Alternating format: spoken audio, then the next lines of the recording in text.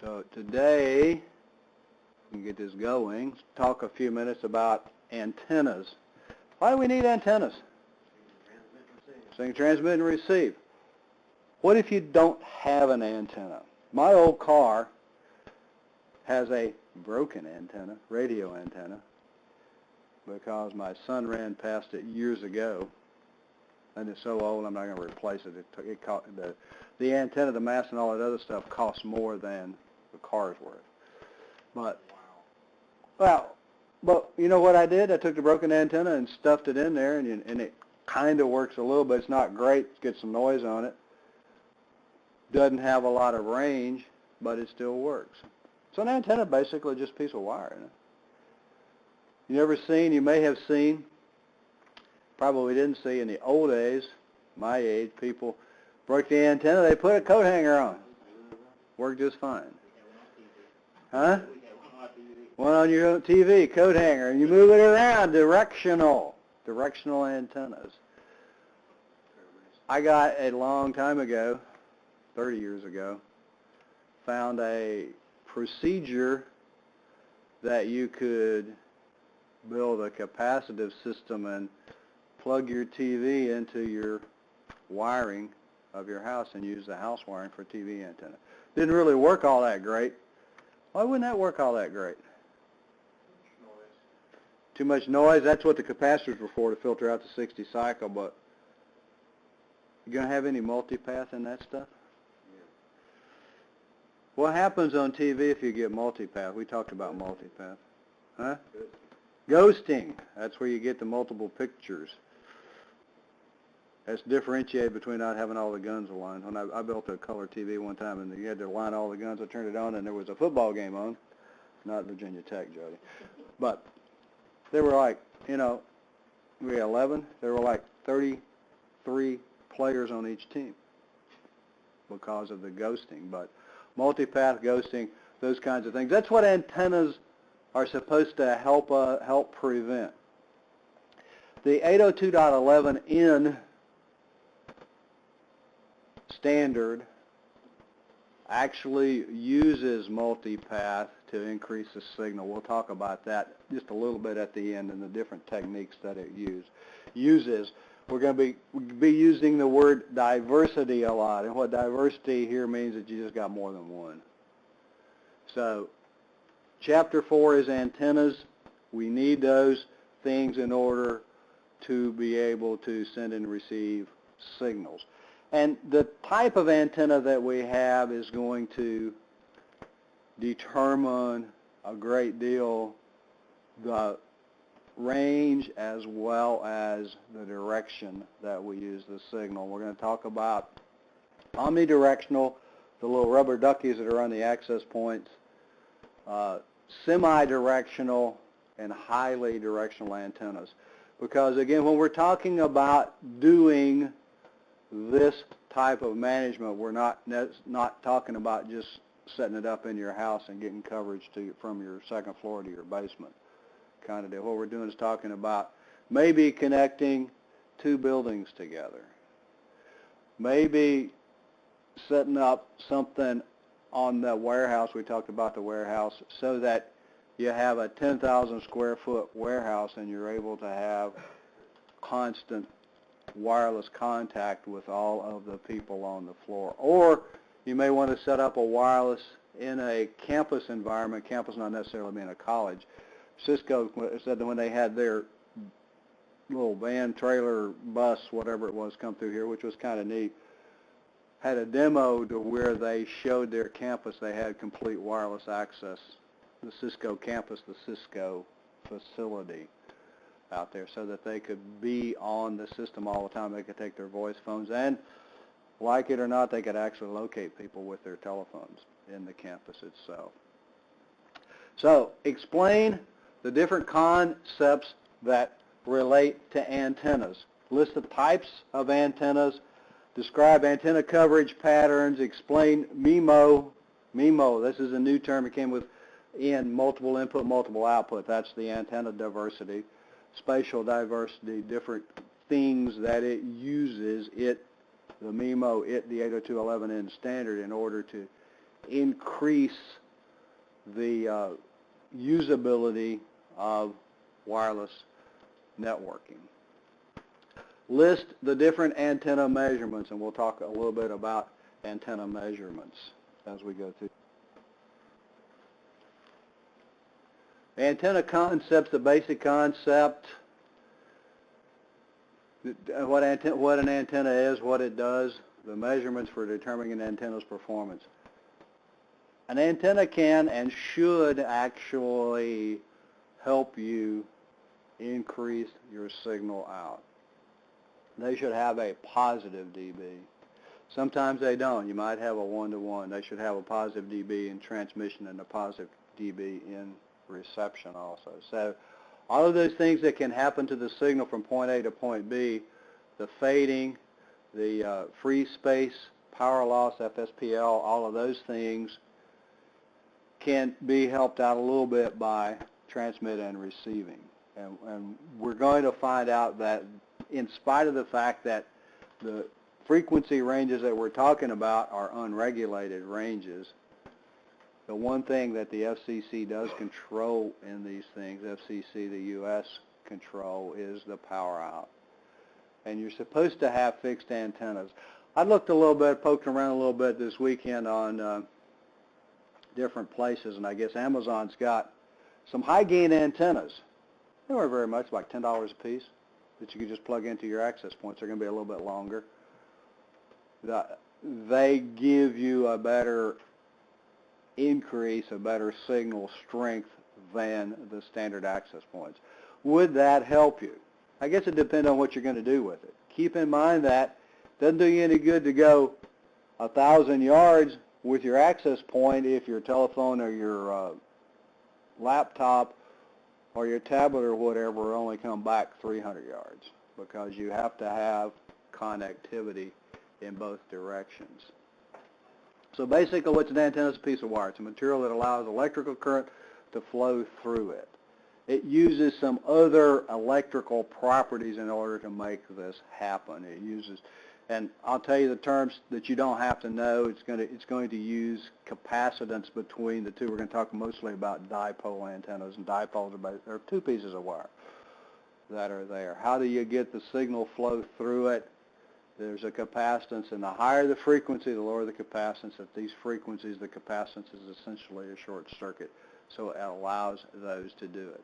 It's a passive conductor used to transmit electromagnetic waves through space. James said earlier, allows us to send and receive. It's someplace to put these electromagnetic signals so that they go out into the atmosphere, so that hopefully we can receive them. And they're a specific length. They're a specific length because of the wavelengths that we're going to use. So the tuning of these things, and when we want to become very specific, these access points receive a pretty narrow frequency range in the 2.4 gigahertz range, and I think there's the different frequencies for the different channels I put on the Moodle page, so that should be there. So they actually are tuned to or cut to a length to allow specific frequencies to be captured by them, to be amplified by them. Car radios, FM antennas are much shorter than AM antennas, aren't they? They go back to, and I know nobody listens to AM but me, but what you do, that old AM antenna, you stretch it out. The FM antennas that you used to go by are cut to a much shorter length because of the different frequencies that are tuned on these things. So in this one, the top signal here represents, this is the figure out of the book, we have a source, but just a source. What's the source? What's going to be in the source? Transceiver. New term. What does a transceiver do? It transceives, right? Sends and receives. Transceiver, transmitter, sender, receiver, and they combine the two words, transceiver. What about the wireless cards that we have? What are they? Transceivers, right? The wireless access points are transceivers. How strong of a signal? Go back to your little table that you did. The answer probably not very, right? Because if you look at these signals and the things that you've been doing, what is the dB range? Somewhere around probably minus 40 or minus 50 dB. Minus 30 at home. Pretty good signal then, but it's still in power terms very low, isn't it? Very, very low. This one, conceptual antenna, this one shows a similar, the one at the bottom shows a similar, but the different shade of red represents the free space power loss. So as we transmit, what happens as we transmit over time? Over distance, then the signal becomes weaker and weaker and weaker, right? So what do we need to do at the other end? We get this really, really tiny signal, we need to amplify the signal. So at the other end, we're going to have a transceiver also because we want to be able to transmit and receive with these things. What's an antenna? Simplest is a bare metal wire called a whip antenna. Whip antenna, just a piece of wire. Found older automobiles and old cellular phones, ones where you pull out, whip antenna. The one on the new cars, at least the one that the car that I drive has a whip antenna on it. The car that my wife drives has a much smaller antenna on it because it's set up to get satellite radio. So it's got to be for that frequency. Say again? Oh yeah, and some of them are in the back in the windows. Yeah. The only thing that does is if you break the window, it makes it more expensive, right? But they're all antennas, and they were trying to make the cars cleaner, and that kind of makes sense. Put the antennas. You just take yours off? Yeah, I don't listen to it a whole lot either. But the whip antenna, the length of the antenna should be at least 1/4 of the wavelength of the electromagnetic signal, and that's what this is actually showing here. This is a dipole antenna. The dipole comes in. Dipole means it's got two parts, two pieces of wire, and to make it a half wavelength, each of the pieces of wire, each of the segments is a 1/4 wavelength, and you'll probably hear 1/4 wavelength for these things. There should be a half, and if we put the 2/4 together, then we have a half wavelength. And this uses, and I'm not going to go through it, the signal comes in. We're actually using a 1/4, and it gets reflected into the other one. The image gets reflected in here. In antenna propagation properties that are beyond the scope. This is the one that I like, beyond the scope of this course. Right? We need to know how long the antennas need to be. So these things back here should be half wavelength, right? As we do these things. So whip antenna forms a half dipole antenna with an image made in the earth. And the whip here is actually kind of a fake dipole because it uses whatever else, the capacitive metal that it's mounted on in order to be the rest of it, or in this case, the ground plane. When you connect an antenna to your car, not just unscrewing the whip itself, but when you connect to it, what's between the antenna and the body of the car? A ground? You have a ground wire, but what's between the antenna? Have you ever looked at that? Is there a piece of plastic in there, a piece of rubber in there? That's what separates it, gives it this separation here so that it uses the car as the ground plane itself. And the ground plane can be any metal mass. So we use, and this is all things that you never wanted to know and will forget, and that's okay. But why do they work? How do they work? Kind of deal here. The antenna measurements, and I think these are the ones that can get a little confusing. And we have this picture here, hopefully, that shows some of these things. Intentional radiator. That's really a intentional radiator is the power that we intend to go out, the active power. I'm sorry, what did you say? I was just kind of remembering that. Yeah. Equivalent isotropically radiated power, EIRP, a term that you'll need to know, something that doesn't exist. And when we get into the antenna, what the signals actually look like coming out, you'll kind of see why. Because in the isotropically, equivalent isotropically radiated power, an isotropic radiator is one that radiates the same power in all directions, a ball. That's not going to happen. When we get into these things, what we're really going to have is a donut because they don't radiate in the plane of the antenna itself. Decibels isotropic and decibels dipole. Isotropic is going to be in the antenna. Dipole is part of the dipole antenna. Decibels, regardless of whether they're dBm, dBi, or dBd, we're just going to add them up. They're decibels. The letter at the end, just what it is in comparison to. So in this thing, we have the transmitter, dBm, the cable loss minus dB, and then we have the antenna gain is going to be the dBi. So when you see dBi, it's going to be antenna gain, and hopefully that's going to be a positive number. You don't want a negative number in your antenna gain. The intentional radiator comes up to, and we'll have a different picture a little bit later, up to the antenna itself. Data sent, the antenna, here we go. Told you we'd have it here in a second. But the intentional radiator, we got the transmitter, the send part of the transceiver, right? So with data, we put our data in, send our data in, whatever we're trying to get, http www.yahoo.com.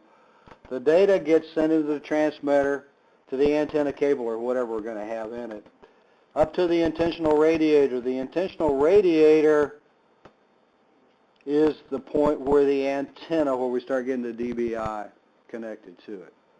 And then the EIRP radio waves, the equivalent isotropic radiated power, which is just, and this is actually the greatest power out that you have at any point in the antenna. And they're going to be a little bit different. We'll look at some shapes in a few minutes. So the intentional radiator is a system used to create and transmit RF signals, the transmitter itself, and the cabling up to the antenna. Specifically designed to send out electromagnetic waves, intentional transmission. Do we have unintentional transmission of radio waves? Yeah. All the time. So the intentional radiator is what we intended to send out. Also designated to radiate out or send a signal, the radiator itself. So the intentional radiator up to the point that we're going to connect it to the antenna. FCC limits the amount of power that can be generated by the intentional radiator. And I found a table, I didn't put it on, I'll show it to you a little bit later, that they start with a 1 milliwatt, and then they have what the intentional radiator can be. And then, oh golly, if we have a dBi, different dBi, you have to change the intentional radiation power, because what they're interested in is the actual power that's coming out of the antenna. And that's what the different gains we're going to have with the antenna. High gain antenna is going to give you more power. The way these things are configured, you're supposed to use the antenna that came with them. Isotropic radiator, source of RF waves that have the same magnitude or properties in all directions, a ball, is what it would be in the perfect world. No preference in the direction of the radiation. EIRP, the equivalent isotropic radiated power that the theoretical isotropic radiator can generate, includes any antenna amplification or gain. And back to the picture, the EIRP was the power coming off of the antenna. Limits the amount of EIRP that can be radiated from the antenna. How much power can you actually produce from these things? And the story I told you on day one where the guy was able to see his wireless access point 10 miles away or whatever it was in Colorado, and his favorite bar was obviously breaking the law. And it obviously did him no good because he didn't have the same power on the laptop to complete the connection. When we start talking about the antennas themselves and what we do with the signals, we can focus the signal and give ourselves a little bit more power with these things. Is the highest RF signal strength that is transmitted from a particular antenna. So the EIRP is the strongest signal at any point along the antenna. And that's kind of like the government, right? They don't take the average. They take the maximum that you get at any point in this thing. And that's what they measure it based upon. dB isotropic, this on decibels passive gain of the power. The reason this is here is this passive gain? Can you go out into the sun and survive? Okay, right? What happens if you take this magnifying glass and focus the power? You're going to burn yourself, start a fire, so you're focusing the energy. That's what we're talking about, is funnel from the antenna compared to that of the isotropic radiator. Isotropic is all directions. What happens if you take that power, because you're going to have X amount of power going out of it? If it goes out in all directions, it's going to be less than if we sent all of that in one direction, isn't it? And that's what we're talking about here. Focusing the signal in the specified directions known as passive gain. Active gain is Jody's studio, where he plugs it in and pays the power company to make it loud, right? You'd love to have passive gain, because passive gain doesn't cost you anything. You actually probably do have some passive gain because you focus the speakers in one direction, right? What if you did an omnidirectional speaker, other than messing up your feedback and all that other good stuff? What would that do to your sound, do you think? Huh? If you did an omni, if you did the sound in all directions, if you had an omnidirectional sound speaker, You ever seen one? what would that do? Yeah, sits in the middle. What would that? It has a wave down and Well, straight down. yeah, what would that do to your sound level, do you think? It'll decrease it. So, in these things, decibels isotropic dBi. dBi means, I don't know why, dBA would be better if we could say antenna, right? But it's isotropic. dB, decibels isotropic, means that we're going to, instead of using the omnidirectional signal, we're going to focus it and we're going to get a gain that way. That's what the directional, highly directional, and the semi-directional antennas are going to do. And one of the activities that I have for you to do is play a game. How's that? You like games, right? This is the Cisco Get All the Aliens wireless coverage. And you're going to use the different antennas in order to do that. And this is one, James asked about extra credit. This is one based on your score. You can get a point or two, depending on what score you get, extra credit on your final grade, added to your final grade. So, if you have to, and I don't know, the link that I had, I've got an account, so I don't know if it's just, got my CAS credentials or whatever. If you have to create an account, create an account. Cisco won't send you a lot of spam. Actually, they won't send you anything. But their training materials are generally worthwhile. This one does a pretty reasonable job on going through different antennas, omnidirectional, semi-directional, and Yagis. We'll talk about those in a minute. So focus the signal in a direction known as a passive gain. No additional power is added. I'd love to be able to use passive gain for everything. That's what passive heating is about, isn't it? What do you do with passive heating? You take some other source and you use it to heat your house. Open the shades on a sunny day, which is not very good in the summertime, but passive gain focusing can also be accomplished through the antenna type. High gain antennas have longer ranges and higher signal quality, but aim must be precise. Yagi, that's a great term, isn't it? And you probably heard me talking to Trevor, see if we can get a couple of Yagis. Anybody remember the old TV antennas? Yeah. What kind of antennas are those? Rabbit ears. No. I'm talking about the ones that you put up on a pole, that you moved around, that you pointed at the station. What kind of antennas? Those are Yagi antennas. So when we talk about those, low gain antennas have a shorter range, but the aim doesn't have to be as precise. So high gain antennas, we're going to focus the energy. We have to aim it at a specific point. And that's okay, isn't it? Because if you're going to connect two buildings together, do you really care about sending a signal in the direction behind you to some other building? So focus them. And think about it, as you focus them, you've taken all this energy and you bring it around, so you're going to focus the energy, you're going to get a longer distance. And you're going to have a focused energy at the other end to send it back. Could you do that with your laptop?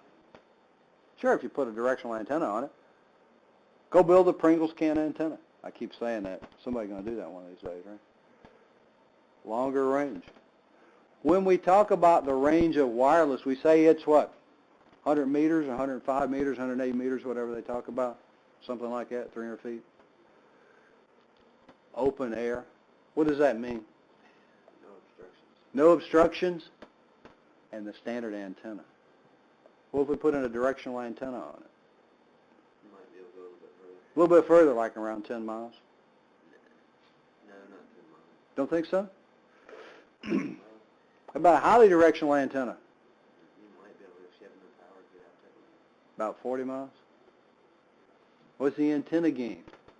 And that's one of the things you got to look at. And when you're looking at these things at the access points, they tell you about the antennas, don't they, and what the antenna gain is? You can go buy antennas with a higher gain. What does the antenna gain do for you? It amplifies, doesn't it? If it's positive, if it's a positive dBi, it amplifies whatever power comes out of the intentional radiator. Try to use these terms because they love to use their terms of these things. So the dipole is the most basic antenna. The intentional radiator, the power directed to the antenna, includes all the components except the antenna. The equivalent isotropic is power directed from the antenna, the amount of power that a theoretical isotropic radiator can generate. Decibels isotropic is the antenna gain. Decibels dipole is the antenna gain compared to a dipole antenna. dB, anytime you see dB, it's a relative thing. And the dBm is decibel relative to 1 milliwatt. That's what those things are. Compares the antenna to a dipole antenna. WLAN equipment is rarely measured in dBd. What we're usually going to see is the dBi and the dBm arrangements. The types of antennas: omnidirectional, semidirectional, and highly directional. Omnidirectional, everything is in a horizontal plane going to be equal. When we get into the vertical plane, let's have some pictures here in a little bit. It's going to be a little bit not in everything in the same directional. Semi-directional, 68 to 78 degrees at 2.4 kHz. Directional, 20 to 80 degrees at 2.4 gigahertz. And highly directional is going to be even more precise situation. Each category includes multiple types, each with different characteristics. And this is just some of the, I just threw this one in. This one's a little bit hard to see, but when we start looking at these things, we're going to use polar plots. And I've got some pictures here a little bit so that it translates the polar plot. And this one's whip antenna shows it going in all direction. The Yagi shows it going in a single direction. The parabola antenna, the bandwidth on these two is different, the bandwidth. The beam width on these two is different, much narrower beam width here. These go in forward and aft sort of arrangement as we look at these things. So omnidirectional, the most common type, And that's what we have on our access point, right? An omnidirectional, unless you put something else on it, it's going to be an omnidirectional with a standard gain. Radiates its signal horizontally in all directions equally. What does that mean then when we get into these things? If it has a horizontal and a vertical component, what if you have a multi-story building? What do you got to worry about then? We haven't talked about interference, but we've said that there are 3 clear channels. Then you not only got to worry about on your floor, you got to worry about the next floor. How do you have your access points set up so that they don't interfere with each other? Depending upon the antenna type that you use. Dipole antennas are omnidirectional antennas and frequently used with wireless LANs. 3 factors to consider: the omnidirectional is the horizontal versus the vertical coverage, polarization, and antenna diversity. Why do we worry about polarization? Found one that kind of maybe, hopefully will make some sense. Uses picket fences to demonstrate what goes on with those things. When we talk about omnidirectional antennas, the little dipole here has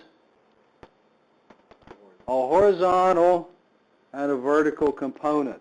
When we look at, and we're going to look at these again a little bit later, the polar plots, the horizontal is basically the same in all directions. And that's what this means. This just means a relative coverage. We're talking these things, we're talking dB. We're not talking about any actual power. But the vertical is a little different. You notice there is no signal that goes along the axis of the antenna. So we really have kind of a donut shape in here. We've got the famous donut hole here in the middle, right? As we look at these things. But that's what the signal actually looks like. So if we have, and it would obviously go bigger than the height of the antenna. So if we have wirelesses above and below us, might this be an issue? Not saying it will be, but it might be. Because as it goes out further, what happens to the signal? It spreads out. And that's how we get the free space loss, right? Free power space loss. Horizontal vertical coverage is an antenna is upright, vertical position. Most of the signal goes out sideways to the adjoining rooms. So that's going to be a vertical polarization. If it's horizontal, most of the signal goes up and down. So how do you want to send the signal? And antenna orientation can affect that. I've tried it at home. It doesn't affect it a whole lot, but it does affect it some if we do these things. Polarization. Polarization is the orientation of the radio waves. And that little demo that we did the first day, if they go up and down, they're vertically polarized. If they go horizontally, they're horizontally polarized. So, and they should be polarized in the same direction to be more efficient. Will it completely stop the signal? Probably not. Will it reduce the signal? Probably so. Antennas in a horizontal position will not communicate well with those in the vertical position. This is a high gain Omni. It's a little bit flatter.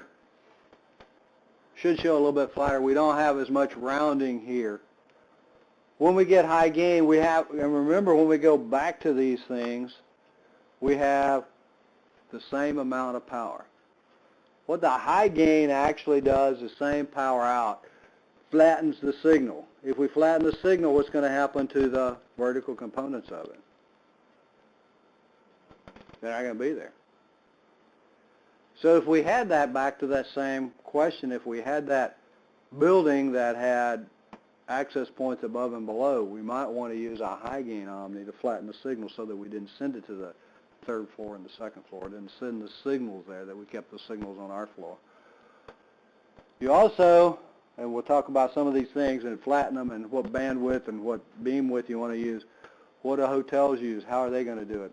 Because I have noticed that lately that when I go to a hotel, a lot of them don't give you the key anymore. They just say, get on and put your whatever in, your room number in. and you can get them because they're controlling their signals a little bit better with the antennas. How far does the signal go? How far is the signal going to spread? Are they using omnidirectional? Yeah, probably not going to be using omnis in this case.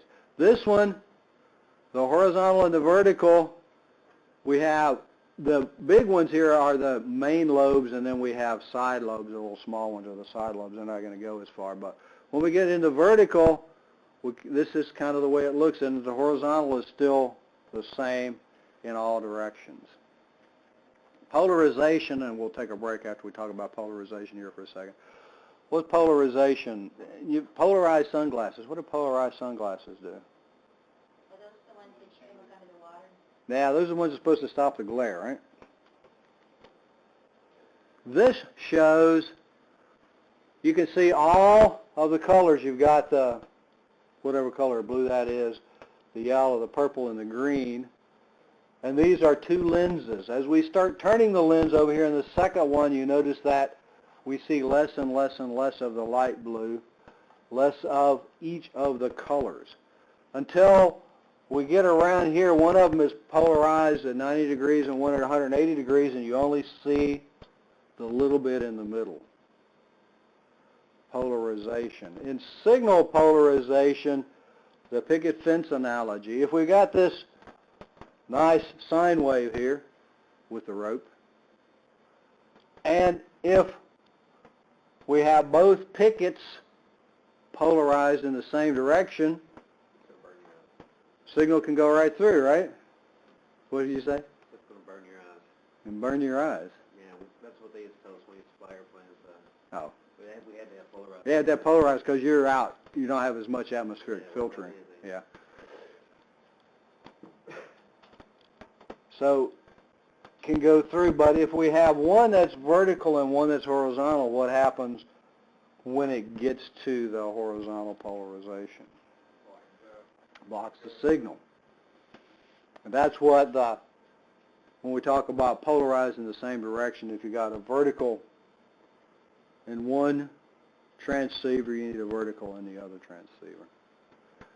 Because the horizontal, vertical, and I think that the pickets kind of visually show what happens with the signal if we go from one to the other.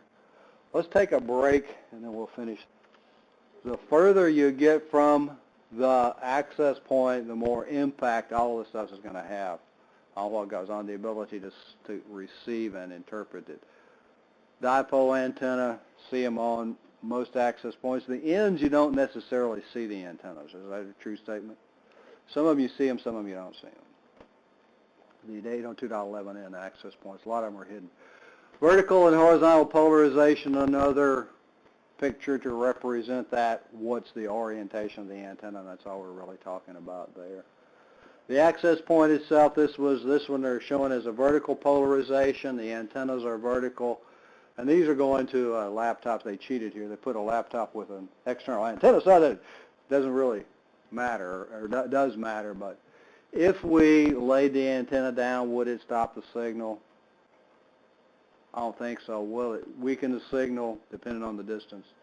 Probably yes. But if you're close, and I said I did this, I played with this at home, and when I did that, it didn't, because everything's pretty close. It really didn't have that big of an impact on it. Would it? Yeah. I bet you it would. Yeah.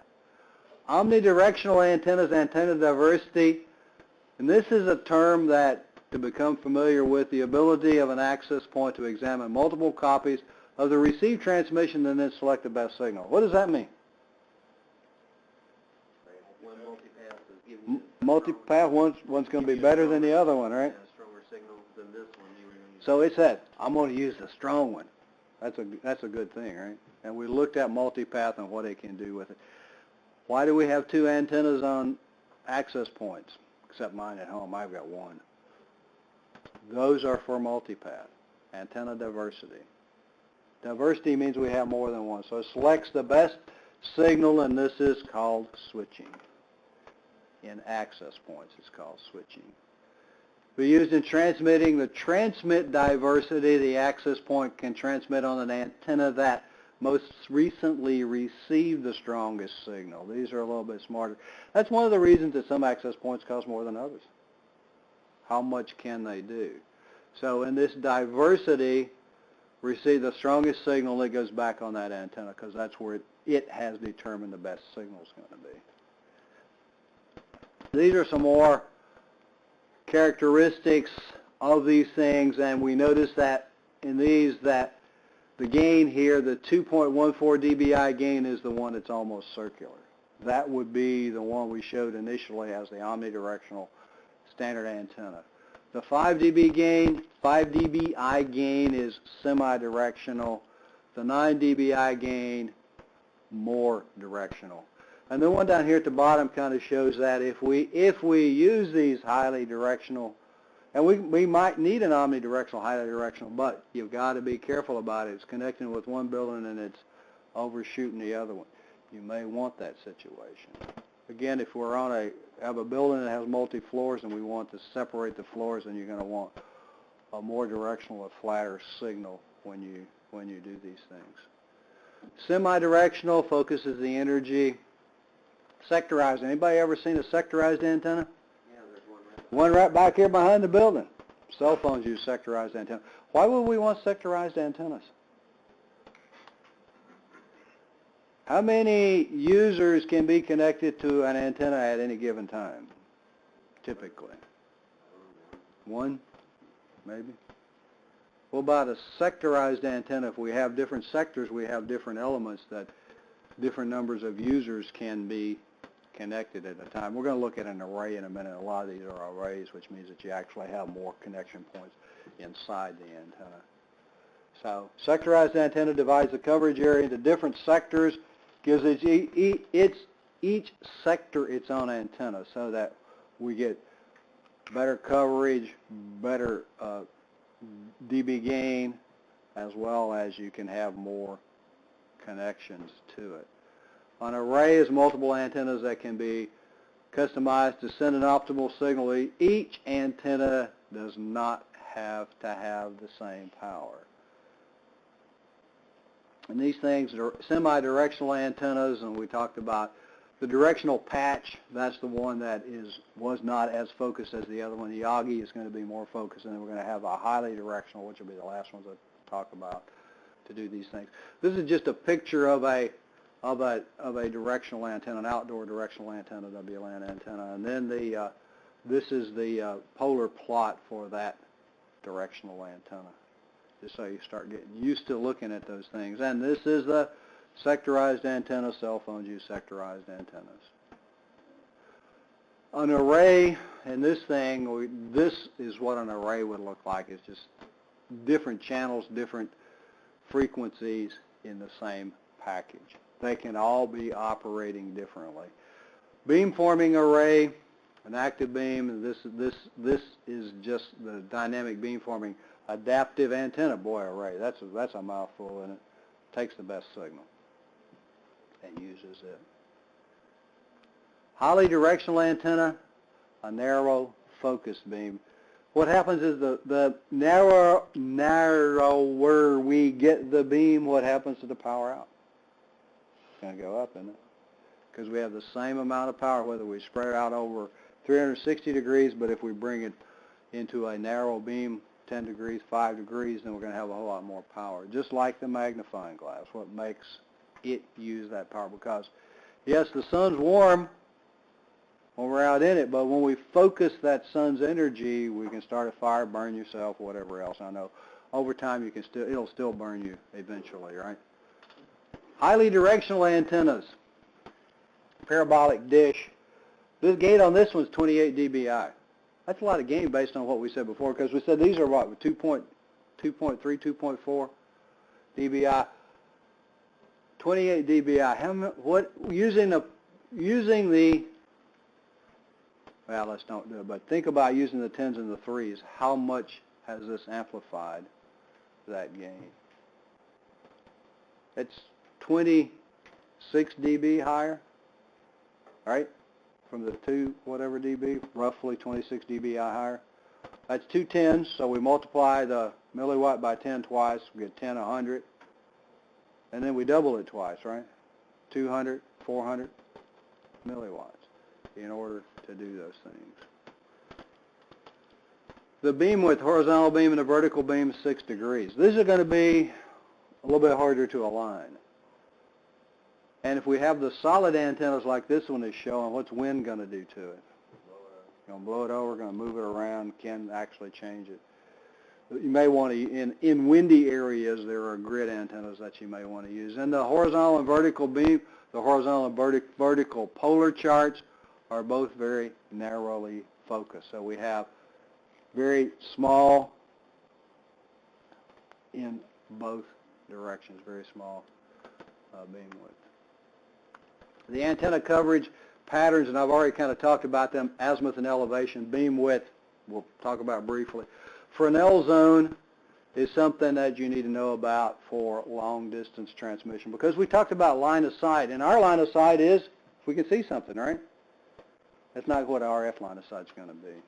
It's got to be a little bit broader, and we'll have some pictures here and a formula as to how to calculate how high your antennas have to be in order for them to work. Illustrate the radiation chart, and when you look at antennas, if you go to the internet and look at antennas, they're going to show you the radiation charts of the antennas themselves. These charts, the antenna locations at the center, the degree 0 to 360 degrees, the outer circle represents 100% gain. The inner circle represents a gain that is less than 100% as we look through these, as you look at these things. Azimuth chart represents the horizontal, and elevation chart represents the vertical. This, probably out of place, but this represents why we use logarithmic instead of actual. If we're going to 1, 2, 4, 8, this is the logarithmic. Everything's equal. If we were actually using the real ones, this is the size that would be represented by this logarithmic representation. So what happens if we keep going? This is 8. What about 16? Go double it again. 32, 64. It gets unwieldy after some time. So logarithmic is used instead of the arithmetic numbers of these. This is the antenna radiation pattern, 360 degrees, -3, -10, -20, -30, -40, -50, and this is all going to be in dB. The -3 is significant because the beam width is going to fall, what we determine the beam width to be is going to fall on the -3 dBm line. So where the chart pattern crosses the -3 dB, that's what the beam width is.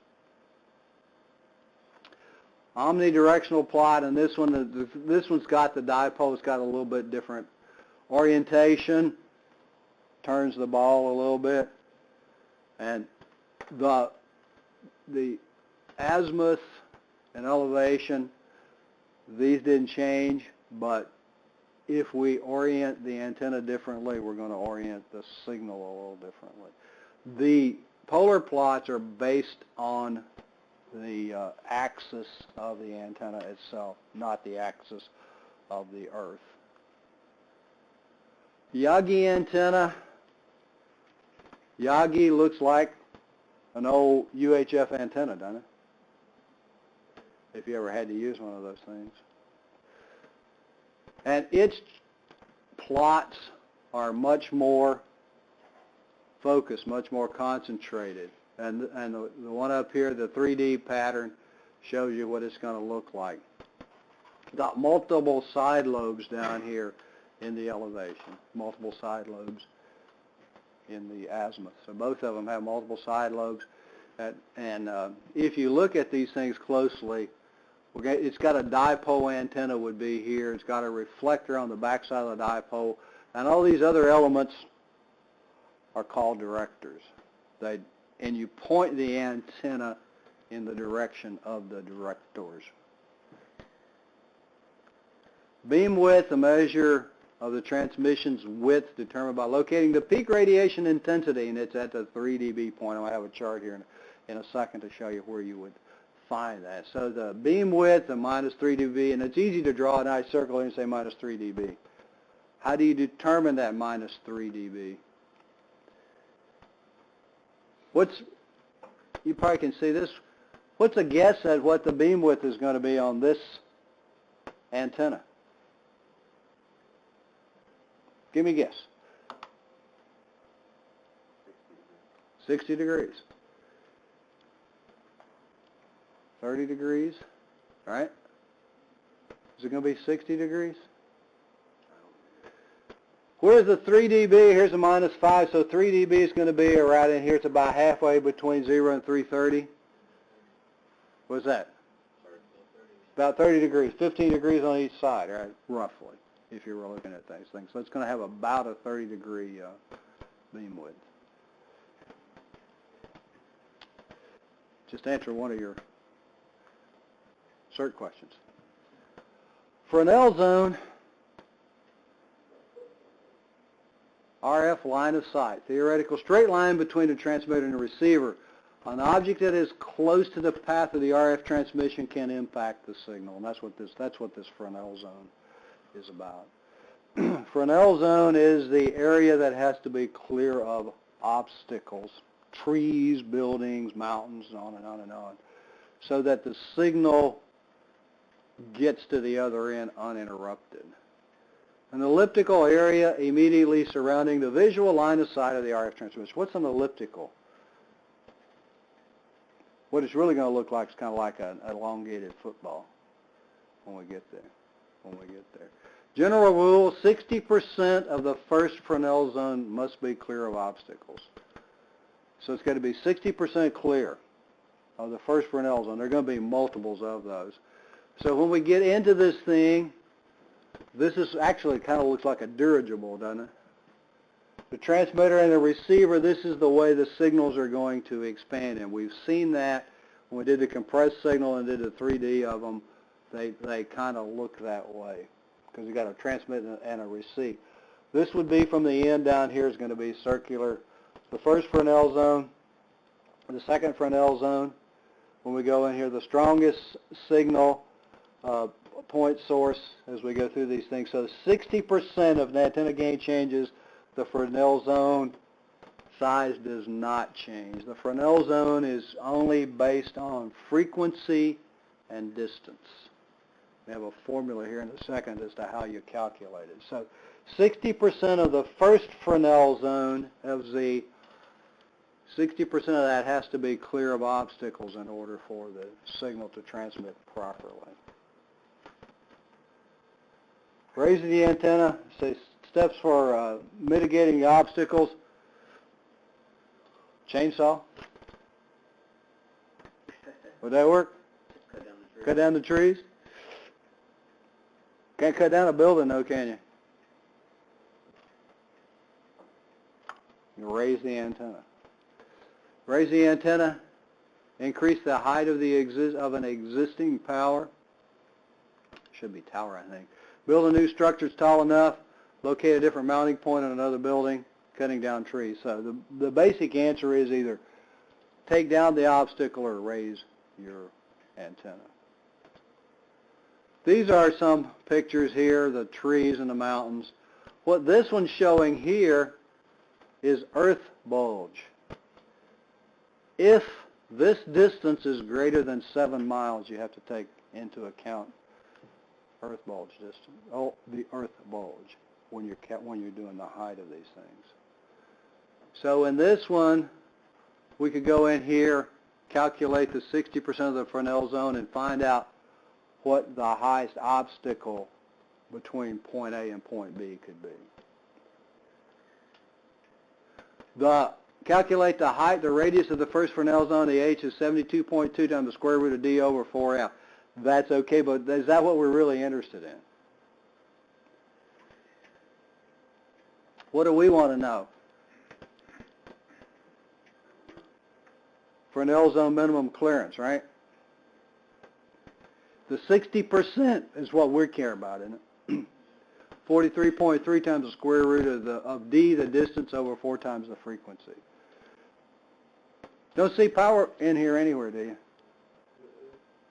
So what if you just increase the power? Was that going to solve the problem? You need to increase the height or get rid of the obstacle in between you and the other end. Clear line of sight, no Fresnel Zone obstructions required to ensure that the free space loss calculation is correct. Free space, FSPL, free space power loss is, I know that was it. That's just by being out in space, and it spreads out. And as it spreads out, just like when we focus it, what do? We increase the power. What about when it gets wider and it gets less? Then we're going to have less power as you go through these things.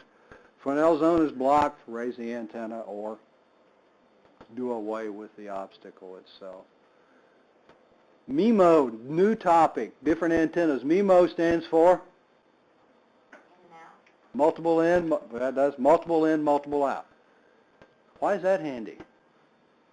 It's kind of like the 64-bit. Why is 64-bit computer much faster, even at the same processor speed? Do more computations at once. It has a bigger word size, more bits, more digits, right? If we could have multiple connections from our laptop, our tablet, or whatever, to our access point, could we send more information? And that's what this means. Multiple input, multiple output. We're going to have a couple things here, single input, multiple output, single input, single output, on and on and on, a lot of different. And just what does each of those things mean? The 11 A, B, and Gs can use one antenna. This has got multiple antennas on it, but it's only got one radio transmission that connects to those, and it picks the best one. Those antennas, again, are from multiple paths. So it's called SIZO, single input, single output, has only one radio chain, new term radio chain. Radio chain connects the radio to the antenna so that you can have multiple true transmissions at the same time. Supporting the infrastructure. These are some kind of pictures of these things, what they are. SIZO, single input, single output. SIMO, single input, multiple output. Single input here, multiple output on the receive end, two antennas, two radio change. Multiple input, single output, and they can be in any of these combinations. And then the bottom one, multiple input, multiple output. Multiple radio chains on both the transmitter and the receiver. System that uses one radio chain for each antenna, that each antenna can simultaneously transmit and receive signals. Pretty good deal if we can do that. Made at the heart of 802.11n, and it really is. The standard sometimes call HT, high throughput MIMO, for the high throughput input output multiple output. This is, and James was talking about finding the standard, and I think that I have the objectives. You're going through the objectives in the weekend review kind of thing, but I think I've got the objectives posted in the other documents area. But one of the differences between the 104 exam and the 105 exam, which started 1 August, by the way, is that they now test on, they discussed in the old book, high throughput, but they're now testing on high throughput. They're now testing on that. They had like 3 objectives. I've got, if you want to see what they are, I've got one somewhere that does that. Single input, single output radio chain. We have multiple antennas, but we have a single input, single processor, single radio. And the other end, we have a single radio, single processor. So those are single input, single output. Radio chains, not antennas. This one is going to be a multiple input, multiple output. 2 processors, 2 radios, 2 antennas, 2 antennas, 2 radios, 2 processors, so that we can have multiple signals across the RF spectrum. Processing techniques, spatial diversity, spatial multiplexing. We'll try to go through these with some pictures of what they are. Maximal ratio combining transmit beamforming. Spatial diversity, spatial multiplexing, when we look at these things, and take advantage of these in order to increase what goes on. And theoretically, the maximum, and I'm going to go back to your speed, what's the maximum for the 802.11n, the theoretical maximum? 600. Has anybody found anybody, and I don't know, has anybody found anybody that makes an access point that does the 600? Most of them that I've seen or read about are 300 megabits per second, which is still a lot better than 54. But what does that mean? They got to have capabilities at both ends. Got to have multiple antennas, multiple radio chains on my laptop as well as on the access point.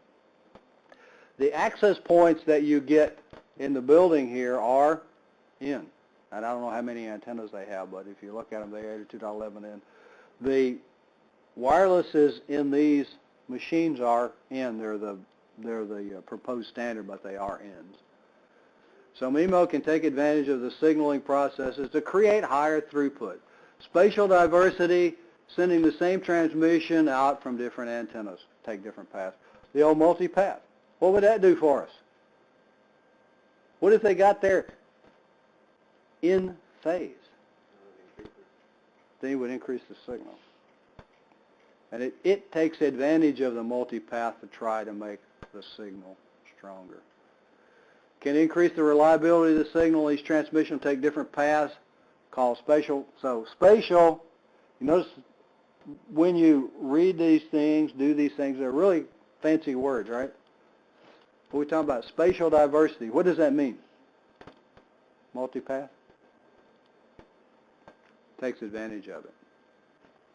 Unlikely it'll degrade the signal in the same. Cyclical shift diversity sends a normal version of the signal along the shifted version of the same signal. So it uses these things, it can process these things in order to do that. Improves reliability and range, but does not increase the speed. So that's what we said. What if it got there in phase? Would it increase the speed if it got there in phase? Just increase the signal strength. So instead of sending the same output through multiple antennas, spatial multiplexing first splits up the data, sends it over multiple antennas. The receive antenna merges the data back together, and that can increase the speed if you send part of the signal on each. That makes sense, doesn't it? You can send it a lot faster if you break it up, just like the 32-bit, 64-bit word size. 64-bit word size, much more data at the same time. 232s, okay. 32-bit, less information. Space-time block coding sends a redundant copy of part or all of the transmitted signal on any of the unused antennas. That's a more of a just in case there. Spatial multiplexing, what this is supposed to represent is that we have a whole signal here, 1, 2, 3, 4, 5, 6, 7, 8, 9. We send 1, 2, 3 on one antenna, 4, 5, 6 on another one, 7, 8, 9 on the other one. So we break the information up into smaller blocks or bits or chunks and send them on different antennas. And this is the spatial multiplexing. Processor breaks it up, sends it on the different antennas, and then it gets put back together at the other end. Maximal ratio combining, AP uses when it receives multiple copies of the signal from a non-MIMO device.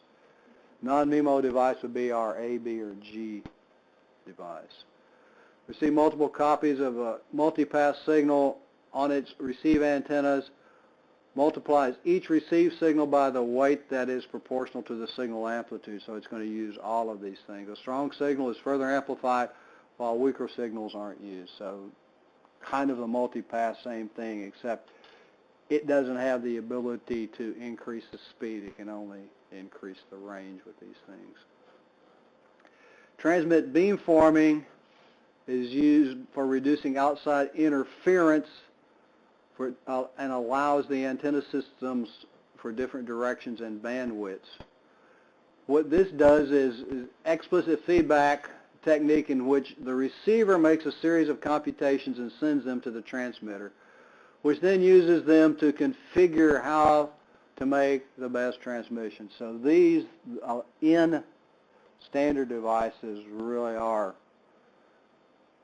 more complex, and they cost a little bit more. Not a lot more, but they cost a little bit more than the old ones. The implicit feedback is computed by the receiver and sent back to the transmitter using the antenna configuration. So basically what the two devices are doing is agreeing on how they're going to send, which antennas, how they're going to send the information. Signals right to the receiver in phase. We're going to have, and this is transmit beamforming, the same signal is being sent on the antennas, but if they arrive in phase, we'll have increased the range of what goes on, or of what we do with these things. Some enterprise-grade access points allow attaching external antennas as we go through these things. Position and installing an external antenna, position in the best location, using the correct installation accessories, measuring the performance. External antennas we're going to use, obviously outside, if we have an outside environment. You might run into something like a fairground, a city, a metropolitan wireless, or a large area where you're going to use outside antennas. Outside antennas can also be used for site-to-site.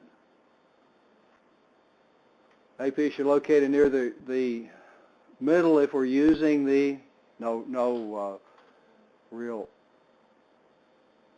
revelation there that omnidirectional antennas near the middle of the building, center of whatever we're using.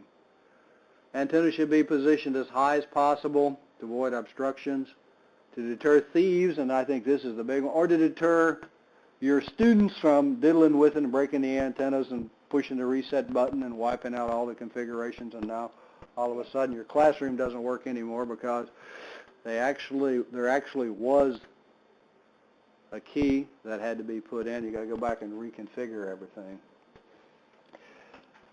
Is putting it as high as possible always going to be the best idea? No. Depending on what kind of signal you have. Just a regular Omni probably won't make a whole lot of difference. Outdoor, usually affixed to a pole or a mast. The antenna mount system should be used, and you're going to get stuff with those. And again, if you're in a windy area with those highly directional ones, there are grid antennas that you may want to use. Amplifiers, attenuators, RF cables, and connectors. All of these things, and we're going to look at the whole process here in a minute, all of these things are going to have some sort of attenuation or gain in them. Because if you buy a cable, are you going to get the same signal out as you put in? Not usually. Not usually. What about a connector? Usually lose some. What about an antenna? We hope we're going to get some gain in that. All right. Lightning arresters, and we'll look at some pictures of that. Lightning arresters and lightning protection. One of the things lightning protection that they recommend that you have is a fiber segment in there so that, but why? Because it won't transmit the lightning. So that would protect you. And then the antenna, are the external antennas going to be susceptible to lightning? Yeah, most likely. The amplifier, the device that increases the amplitude of the RF signal, been there, done that, plug it in, pay the electric company, active gain. Passive gain is when we focus the antenna.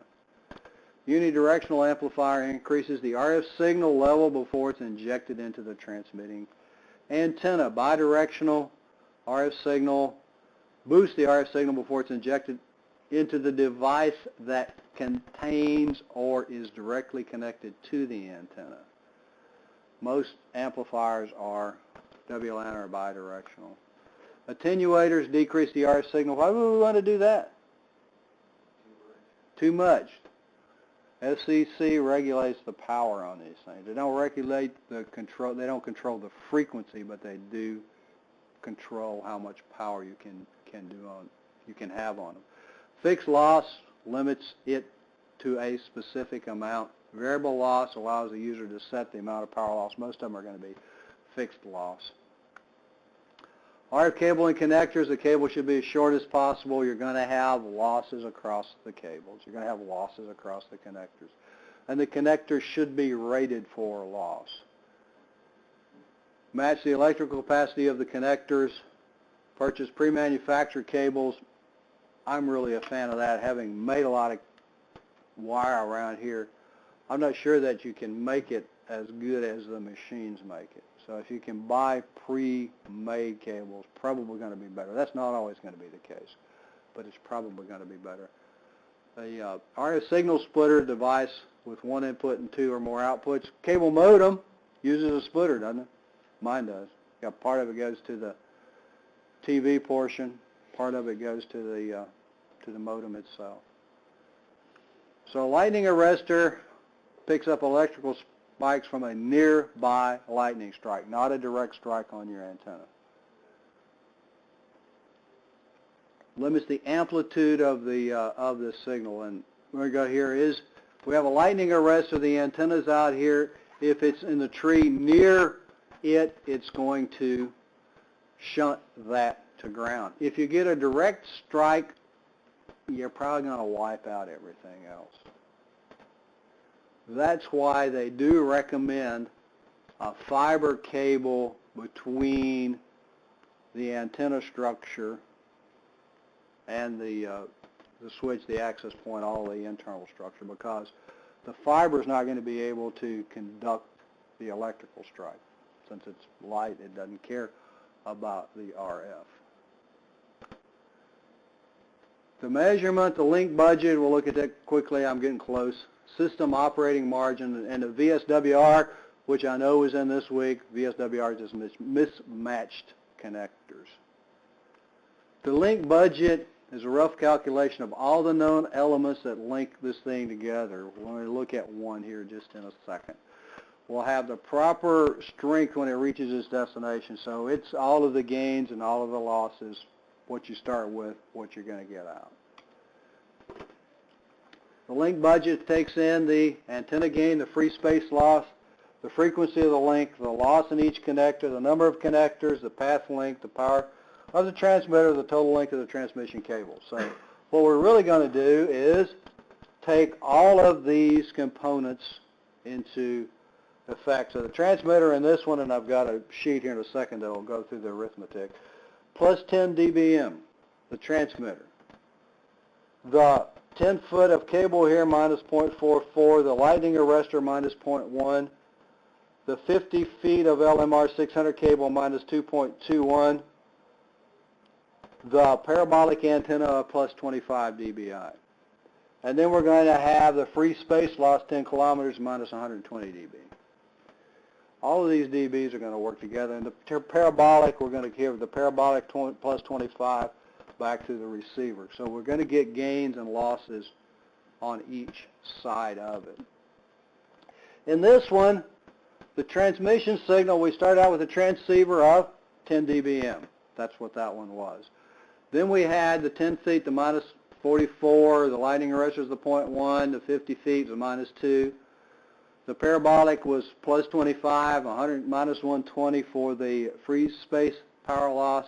The parabolic plus 25, the minus 2.1, minus 0.1, the minus 0.44. When we get down here at the other end, the signal received is a minus 65.5 dBm. You know what that's going to be. Now, if that's not sufficient, you can modify what goes on, what kind of losses, what kind of gains you're going to have in the antenna. The power is going to be, and actually the gain out, you're going to be limited. So if that's not enough power, you're going to have to do something else. This is just another one. The transmit power here, minus 20 dBm, minus 5, plus 12, minus 104, minus 12, minus 3. We'll get down to a minus 67 dBm. The fade margin, minus 20, for a total of minus 87 dBm. That's the link budget calculator, and there's a, I think I got a little problem for you to do, and there's a link budget. Actually, it's probably just look at the link budget calculator. There's a link budget calculator spreadsheet that I want you to look at. The system operating margin is the difference between the received signal and the signal level is required. System operating margin is, do you have enough? Was that minus 87 enough power? If not, then your system operating margin is too low. Call the fade margin. Signal strength needed for good. The signal strength needed for good connectivity. VSWR, voltage standing wave ratio, is really a mismatch in connectors or a mismatch in cabling. If you try to, and we did that when we first moved in here, there was a bunch of, we were using coax, there was a bunch of 93, I think, ohm cable, and we tried to hook up the 85 ohm cable to it. Worked okay until you tried to send data, but then we got a disruption of what was going on. You could log on, but you couldn't send data for these things. These things, a 50 ohm connector and a 75 ohm connector, are going to give you a mismatch. There is a formula that we're not going to go into where you use the power in order to calculate the standing wave ratio. What they seem to want you to know based on the questions that I've read and the objective is what it is, and it's a mismatch, an impedance mismatch. So you thought I was never going to get here, didn't you? What's an antenna? I know you don't want to start over, so what's an antenna? Piece of wire that sends the signal into space. There are a lot of factors that go into it, aren't there? All of these things that we talked about, the intentional radiator, the components to send the signal, the intentional radiator, the equivalent isotropic radiated power, dB isotropic, and again, dBi is going to be your antenna gain, and dBd, decibels dipole, which you're probably not going to see a whole lot, not normally used as a measure of these things.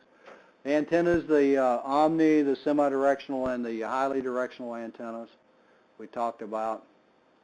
The charts, the polar charts to represent the shape of the signal is what we're really talking about, and you get two parts, one's the horizontal and one's the vertical. And those sometimes I think are a little bit difficult to visualize. Sometimes they're not. Sometimes they're a little bit difficult to visualize what goes on with those things. MIMO. When did MIMO come about? What standard incorporated MIMO? In. What's so good about it? Increase throughput, or could increase range, depending on which attribute of it that you use. If we can split the signal up, we can increase our speed. And that's what I have read, the 600 megabits per second MIMO requires 6 antennas, and mostly they're making 3 antenna systems right now. Take advantage of the different signaling process and the techniques. 4 signaling processing techniques: spatial diversity, spatial multiplexing, maximal ratio combining, and transmit beamforming. When we talk about diversity, what does that mean? Antenna diversity, what does antenna diversity mean? It means there's a lot of them. It means there's more than one. We didn't have that before.